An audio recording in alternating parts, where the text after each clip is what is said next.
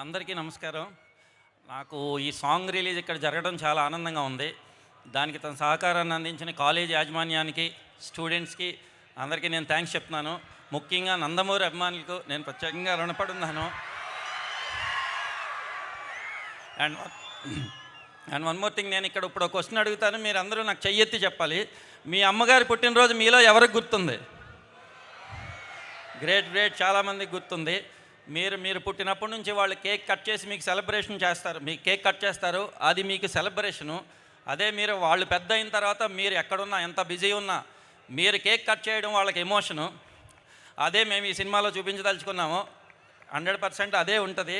ఆ ప్రయత్నానికి, నేను చూపించాలనుకున్న ప్రయత్నానికి నాకు సహాయ సహకారాలు అందించిన మా ప్రొడ్యూసర్ గారికి, కళ్యాణ్ రామ్ గారికి, అండ్ విజయశాంతి మేడంకి, సాయి మంజరేకర్కి, అండ్ మా పృథ్వీ గారికి, నాకు రైటర్ ఎప్పటికప్పుడు నైట్ అర్ధరాత్రి ఫోన్ చేసిన డైలాగ్ చేంజ్ చేసిన శ్రీకాంత్ విస్సా గారికి, లిరిక్ రైటర్ రఘు గారికి, అండ్ వన్ మోర్ థింగ్, రికార్డింగ్లో బిజీగా ఉండి రాలేకపోయిన అజనీష్ లోక్నాథ్.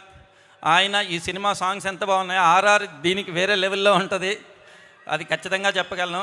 అండ్ మా తమ్మిరాజు గారికి, అందరికీ నేను ఇంకొకటి, రాంప్రసాద్ గారికి, నేను మా కెమెరామెన్ రాంప్రసాద్ గారికి కూడా నేను థ్యాంక్స్ తెలియజేసుకుంటున్నాను.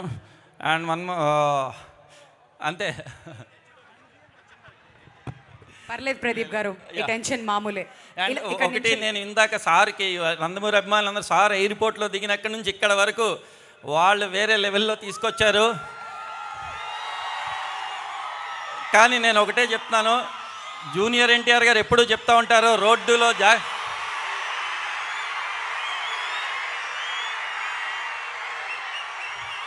రోడ్డు మీద జాగ్రత్తగా వెళ్ళండి. సార్ వెనకాల బైకుల మీద చాలా స్పీడ్గా వస్తున్నారు, ఈసారి వెళ్ళేటప్పుడు జాగ్రత్తగా ఇంటికి వెళ్ళండి.